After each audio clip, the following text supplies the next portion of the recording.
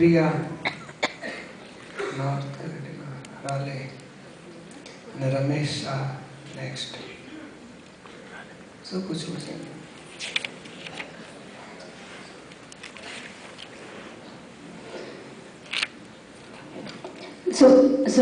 सुप्रिया को जागृति ज़्यादा नहीं होती है. सत्संग में रहे तो जागृति होती है, नहीं तो फ्रेंड्स के साथ बाहर फैमिली के साथ रहे तो जागृति नहीं होती है. तो मैं क्या करूँ दीपक भाई, प्लीज़ हेल्प मी आउट.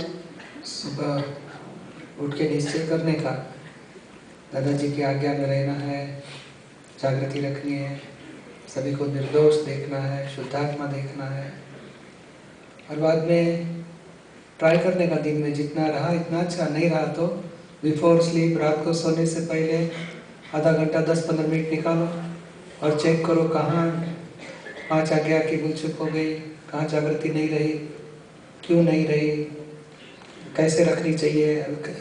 अब बस रिसेट करो.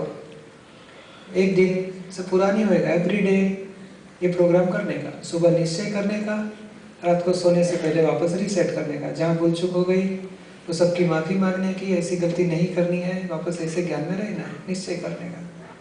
समझ में आया? हाँ, समझ में आया. वही उपाय है. तो उससे धीरे धीरे धीरे जो जो गलतियाँ आप देखोगे तो आपकी गलतियाँ कम होते जाएगी और वापस जागृति बढ़ते जाएगी. क्योंकि हमारी जागृति रोकने वाले दोष है. दोष जितने प्रतिक्रमण होंगे, जितने आप जुदापन यानी जागृति से देखोगे उतने दोष कम होंगे, उतनी जागृति बढ़ती जाएगी. और एक बात इधर दीपक भाई, मुझे कंसंट्रेशन नहीं होती है. कभी कभी ऐसे सोचती हूँ आज से करना है, फिर एक दिन 2 दिन करती हूँ, तो फिर 3rd डे फिर वो गैप हो जाती है. फिर तो भी निश्चय मजबूत करो. चाय रोज 2-3 दिन भूल जाते हो, 2-3 दिन पी लेते हो. चाय रोज पी लेते हो, 1-2 दिन रह जाती है. नहीं पी लेती हूँ. सुबह लेट हो गया तो बहुत मुश्किल होती है. मुश्किल से नहीं, लेट हो गया तो लेट भी पी लेते हो ना. हाँ, पीती हूँ. कि भाई आज तो 11 बज गया, अभी क्यों पी लेंगे, छोड़ दो आज. नहीं है 11 बजे वापस बना के पी लेंगे, 1.5 कप पी लेंगे सुबह का और अभी का. तो यहाँ संसार की सब बातों में हम जागृत है. हमारे आत्मा की उसमें ज्यादा प्रेम है तो हम इसके लिए आत्मा का कम हो रहा है. तो हम संसार का तो अपने आप हो ही जाता है, और आत्मा का क्यों ना करें. अब निश्चय करो, जरूर से हो जाएगा. प्लीज आप प्लेस करिए. आशीर्वाद है. Thank you. जय सच्चिदानंद. रमेश भाई शाह, शुभना सोनी, બોલો. જય સચ્ચિદાનંદ. મેં જ્ઞાન વિધિ લીધી છે અને 2-3 ચોપડીઓ વાંચી છે ભગવાનની. ક્યારે લીધેલું? 2 વર્ષ પહેલા. પછી થોડું થોડું ગમ્યું કે? હા, ગમ્યું. કોઈ દુઃખ થાય તો પ્રતિક્રમણ ને બધું થાય છે કે? હા, થાય છે. વાણી દાદાની પુસ્તકો વાંચો છો? હા, વાંચી. બહુ સારું. પછી શું પ્રશ્ન ઊભા થાય છે? પ્રશ્નો એ ઊભા થાય છે કે કોઈક વાર સોલ કે આત્મા ઉપર ડાઉટ આવે છે, અને કોઈક વાર રીઇન્કાર્નેશન હોય કે એના ઉપર ડાઉટ આવે છે. આઈ ડોન્ટ નો, વેસ્ટર્ન મેડિસિનમાં ટ્રેનિંગ થઈ રહી છે એટલે ડાઉટ આવે છે કે જેમાં પ્રૂફ નથી એના ઉપર કેમ માનવું, એના પર કેમ શ્રદ્ધા કરવી, એના વિશે ઘણી વાર વિચારો આવે છે અને આધ્યાત્મિક પ્રગતિ ઓછી થતી જાય છે. તો તમે સમજાવો કે આ આત્મા અને રીઇન્કાર્નેશનમાં શું પ્રૂફ છે અને એની શ્રદ્ધા કેવી રીતે વધારવી. શું નામ છે તમારું? રમેશ શાહ. રમેશભાઈ શાહ. તમે શું કહો છો? હું રમેશભાઈ છું એ વાત તો સાચી ને? હા. પછી હવે તમે જ્ઞાન લીધા પછી રમેશભાઈ તો શરીરનું નામ છે ને હું એમાં જુદો છું, શુદ્ધાત્મા છું, એવું તમે થોડું માન્યું ખરું? હા. એ માનનારો કોણ છે? કહો મને. એ કાન માનતો હશે કે નાક માનતું હશે કે આંગળીઓ માનતી હશે કે દેહ માનતો હશે? કોણ માનતું હશે? તમે સ્કૂલમાં ભણેલા? હા. કઈ સ્કૂલમાં? એટલે ઇન્ડિયામાં કે અહીંયા? મેડિકલ સ્કૂલ ઇન્ડિયામાં. Medical India. પછી અહીંયા આવી ગયા હતા? હા. તમે એ બધું યાદ છે ખરું કે હું ત્યાં ભણેલો ઇન્ડિયામાં આ જગ્યાએ હતો? હા. તો હું એ ભણ્યો તો ત્યારે હું નાનો હતો, હવે હું અત્યારે મોટો તો એ બધું તમને ખબર પડે ને. હા. એ બધું કોને ખબર પડતી હશે? મારી ઉંમર નાની હતી ત્યારે મેં આ કર્યું હતું, હું અત્યારે આ એજમાં છું. એજની ખબર કોને પડતી? દેહને ખબર પડતી હશે કે દેહથી કોઈ જુદો હશે એને ખબર પડતી હશે? આ મકાન 37 વર્ષ જૂનું છે કોણ કહી શકે? મકાન કહેતું હશે કે મકાનમાં રહેનારો કહેતો હશે? મકાનમાં રહેનારો. અને એ જુદો ઉભો છે ને એનાથી. હા. અરે મકાન નહોતું ત્યારે પણ હું હતો કે છે. આ મકાન અત્યારે આટલું જૂનું આ ખકડી ગયું તોય હું છું કે છે. કહી શકે ને કે સર આને તોડી નાખવાના છે ને હવે નવો પ્લાન આવ્યો છે, મોટું બાંધવાના છે બિલ્ડિંગ ત્યાં, કોન્ટ્રાક્ટરને આપી દીધું છે બધું, તો કહી શકે કે નહીં? હા. તો પોતે જુદો હોય કે ના હોય? હા. એ જુદો એ વિથ રિસ્પેક્ટ ટુ મકાન ટેમ્પરરી હશે કે વિથ રિસ્પેક્ટ મકાન તો પડી જવાનું, પોતે પરમનન્ટ થયો કે નહીં? હા. તો આ દેહ ટેમ્પરરી હશે કે પરમનન્ટ હશે? ટેમ્પરરી. એ કેવી રીતે તમે કહી શકો? તો વિથ રિસ્પેક્ટ ટુ દેહ તમે પરમનન્ટ છો, પૂરું થઈ ગયું. અને પાછા કહે છે કે હા અત્યારે હું આ વર્ષનો છું ને પછી મેં 22 વર્ષ પહેલા આ કર્યું હતું, એની પહેલા સ્કૂલમાં અહીંયા હતો, તો એની પહેલા હું નાનો હતો, એની પહેલા નાનો હતો, એની પહેલા તમે તો હતા જ ને. હા. તો હતા જ હોવા જ જોઈએ તો જ કહી શકો. તો આપણે મતલબ ઊંઘી ગયા એટલે ખબર નથી પડતી, પણ ગર્ભ એટલે ઊંઘી જવું, એની પહેલા હતા જ આપણે. એટલે રીઇન્કાર્નેશન થયું છે આપણું. હતા એના જ પાછા આવ્યા છે કપડાં બદલીને, ફાટેલા કપડાં નાખી દીધા, નવા કપડાં પાછા પહેરીને ફરીએ છીએ. એટલે આપણે છીએ એ છીએ કોણ? એનું નામ જ આત્મા. આત્મા એટલે સેલ્ફ. સેલ્ફ એટલે જે તમે છો એ તમે માનો ઊંધું, એ માનનારો તો છે જ ને. હા. હું માનું છું કે આત્મા નથી, કે હું માનું છું કે આત્મા છે, માનનારો એ જ આત્મા છે. સમજાય છે ને? એ સેલ્ફ એનું નામ આત્મા. આત્મા એટલે સેલ્ફ. સમજાય? ભાઈ રોંગ બિલીફ વાળો સેલ્ફ છે, પછી રાઈટ બિલીફમાં સેલ્ફ આવે છે. અને સેલ્ફ છે ને એ સેલ્ફ તમે છો એ વાત તો સાચી કે નહીં? બસ એનું નામ જ આત્મા. તમે કહો હું છું કે નહીં આ દેહમાં, તો છો એની ખાતરી કારણ તમે બોલો છો ત્યાં. બધા તમે જાઓ ને આ દેહમાંથી, ઘરવાળા જ ભેગા પડીને સીધું સુવડાવી દે, ઠાઠડીમાં લઈ જાય, કોખાને પાડી દે. હા ફાટી ગયેલા કપડા કોણ હાચે કે સળગાવી નાખો, એને કે ધુમાડો કરી નાખો. તમે છો ત્યાં સુધી બધા બચાવો બચાવો બચાવો બચાવો બચાવો બચાવો બોલશે, ઘરથી કાઢો કાઢો કાઢો બોલશે. એ કોની વાત? આપણે કોણ આમાં? એ આપણે કાયમના છે ને, એ જ પોતે આત્મા. તારે બધા ખોટું કામ થાય ખરું નહીં? કોઈ દાડો વંદો પગ નીચે બટાઈ તો હરેરાટી થાય ને, અરે રે વિચાર મળી ગયો થઈ જાય ને. એ કોને થતું હશે? એ ગાડીમાં ગાડીના પૈડા નીચે કબૂતર આવે તો કોને ભાઈ ચલાવનારને થાય ને, અરે રે વિચારો. એટલે બે જુદું પડે છે બધી બાબતમાં. અહીં દુઃખ ખબર પડે છે, અહીં સુખે આઈસ્ક્રીમ ખાય તો સુખે લાગે, એ જીભને ના ખબર પડે કશું. આપણને ખબર પડે કે છે હારો આઈસ્ક્રીમ, બીજી વખત છે આપવાને છે બધા લો કે આરામથી. એ ખબર પડે છે જેને સુખ દુઃખનું ખબર પડે છે ને એ આપણે છીએ.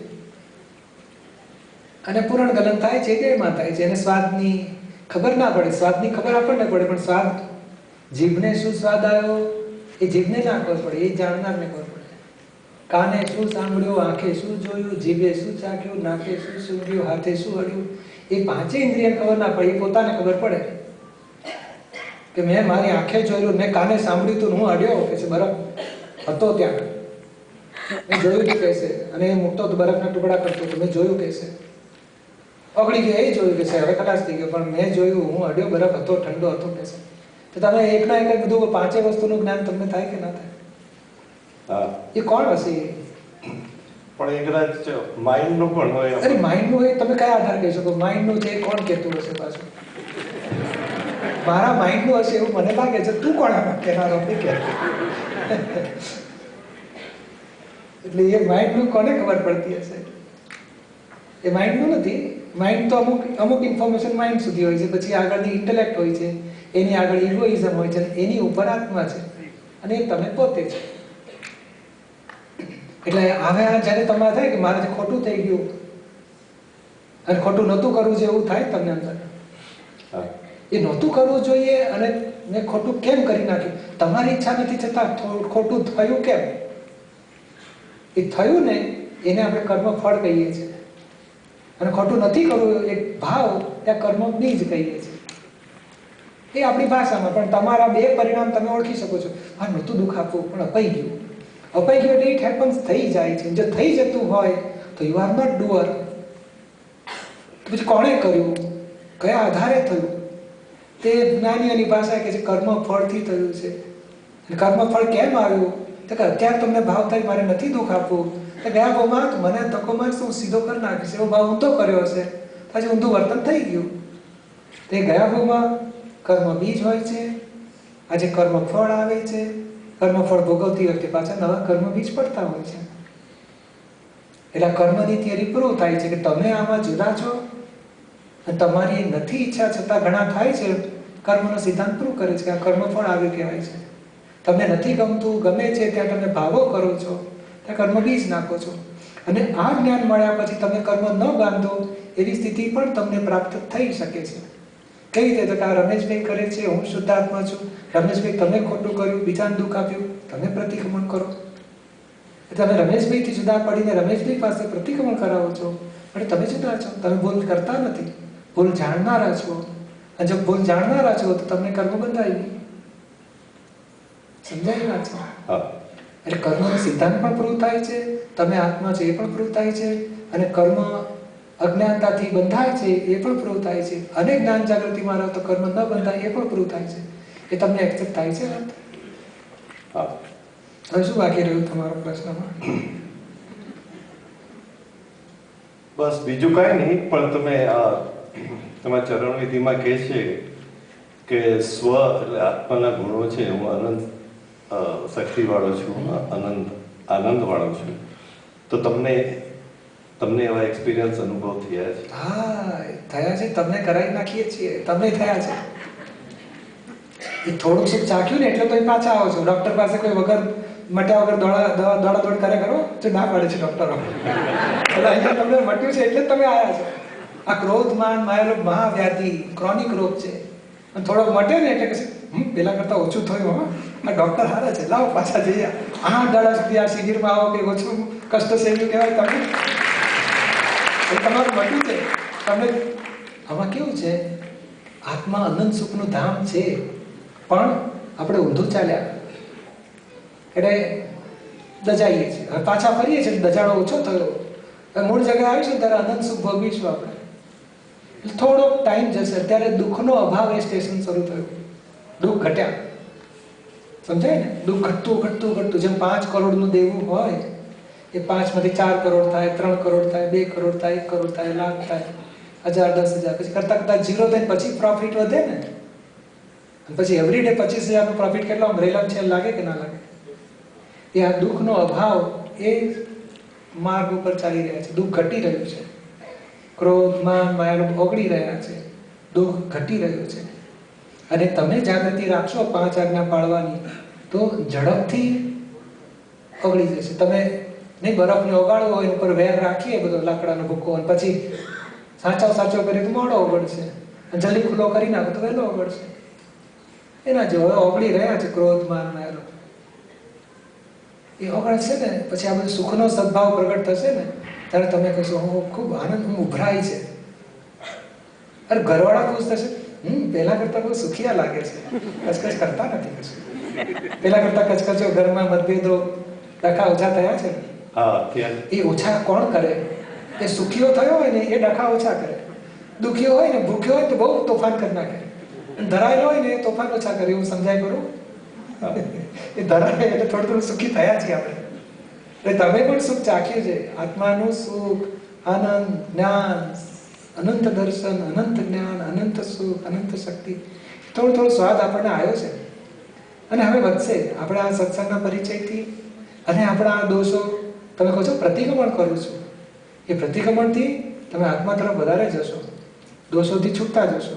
તમારો આનંદ સુખ વધતું જશે પછી. અને કોઈ દાડો નહીં આ ચા પીધા પછી જલેબી ખાધા પછી ચા તીખી લાગે એવું બને ખરું? તેવું આ થોડું સંસારનો સુખો ફીકા લાગે ને થોડું. તો એ આત્માનું સુખ ચાખ્યું હોવું જોઈએ જ તો જ એને આ સંસાર છોડવાનું બંધ થાય. સંસાર છોડતા નથી. જેમ તમે અહીંથી તમે રાલે ચાલવા માંડો એટલે એટલાંટા છૂટી જાય કે ના છૂટી જાય, એવું તમે આત્મા તરફ ચાલ્યા છો જ માટે તમારો સંસાર છૂટતો જાય છે. અંતે કેવો પ્રેમ વાળો રહેશે પછી, કે રાગ દ્વેષ વગરનો, આસક્તિ વગરનો પ્રેમ વાળો. અને ઘરવાળાને આનંદ ને તમને આનંદ, એ થોડું સ્વાદ આવે છે ને. એટલે આપણે આ આત્માના રસ્તે છીએ જ. આ કેવું છે કે આપણે શું ખાધું ખબર ના હોય, પણ સાકર ખાધું ગળી લાગે તો એમ થાય તો ખરું ને, ગળ્યું ખાધું એ શું હતું શું નહીં એ પછી કોક દાડ સમજી લઈશું. પણ આ તમે હાથમાં ચાખ્યો છે. હવે એ પૂછો છો મેં શું ચાખ્યું, તો કે એમ નામ આત્મા. અને ચાખવા કોણ ને, તો પેલું કર્મો ડખા કરતા હતા. હજુ એ ડખા તો કરે જ છે, પણ ધીમે ધીમે ખરી પડશે. આ પૂછવાથી શું થાય, અમુક જતા રહે કચરા. એટલે પૂછવાનો રિવાજ રાખ્યો છે ને, પૂછીને ખાલી થાવ. અહીં નવું મેળવવું નથી, ખાલી થવાનું છે. નહીં આ વૈદો પાસે જાય ને, નાડી કરી પછી શું આપે, કાઢો આપે, કાઢો કે છે બધું એવડા કાઢી દે. હવે તમે ચોખ્ખા થઈ ગયા કે છે, કઢાય બધું કચરો. એટલે એ કચરા કાઢીને ખાલી થઈ જવાનું. એટલે આમાં શું છે કે આપણે અમુક બુદ્ધિને લાગતું હોય ને તો પેન્ડિંગ રાખવાની વાતો, જેટલું સમજાય ને એટલું ગ્રહણ કરીને ધીમે ધીમે જીવનમાં ગોઠવતા જઈએ એટલે અનુભવ વધતો જાય આપણને. અને એ જ અનુભવ પછી આપણને આગળના આવરણ તૂટશે ત્યારે એના અનુભવ વધશે આપણને. સમજાય છે? બીજું કશું પૂછવું છે? નહીં, તમે આવરણની વાત કરી. હવે કોઈ આવરણ જે આવ્યા જ કરે છે, કોઈ આવશે તો વાંધો નહીં. પણ આ સૂર્યનારાયણ દુઃખી થવાની જરૂર કરી? વાદળા વધી જાય તો નહીં. હા, જેને કામ કરવું એ પણ દુઃખ પડે કે અંધારું થઈ ગયું થોડું. કે આપણે શુદ્ધાત્મા થયા, આવરણો કોને નડે છે? રમેશભાઈને આવે છે, તમે કહો ને જાય છે, પાછા જતા રહેવાના. આપણે કાયમ ના છીએ. એટલે આવરણો તૂટવા માટે તો આવે છે. આપણે જાણવાનું બહુ આવરણ આવ્યું અને ગયું, આપણે જાણ્યું, જવનારો છૂટો. અને પૂછી લો, હજુ આપણી પાસે 8 દાડા છે. હવે જેટલા પ્રશ્નો ઉભા થતા એ લખી નાખવાના અને ખાલી થઈ જવાનું. પછી સરસ ફિટ થઈ જશે વિજ્ઞાન. સમજાય ને? હા. જય સચિદાનંદ. જય સચિદાનંદ.